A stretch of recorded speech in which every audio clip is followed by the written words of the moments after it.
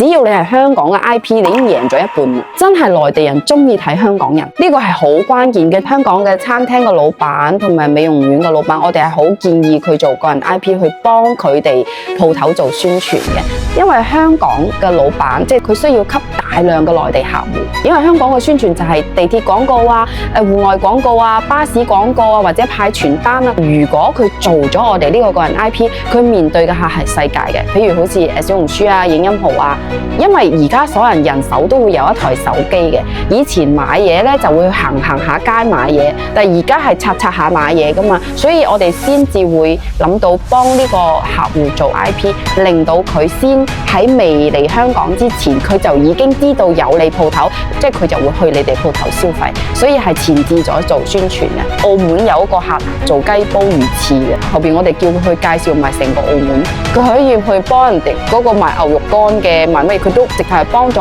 澳門做宣傳。後邊澳門嘅呢個旅發局咧就頒發咗一個咩大使獎俾佢，所以佢如果做咗個人 IP 之後，其實除咗可以幫到自己嘅生意，其實佢自己本身個人嘅社會嘅一個影響力都會提高。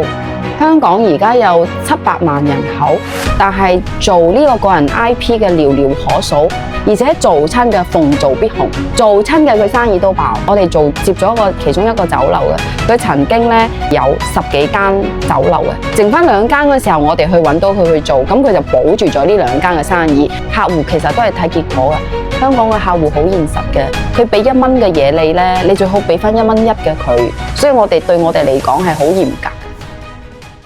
幫我點個關注啦，你就係自己人啦，後面仲有更多嘅獨家資訊分享俾你哋。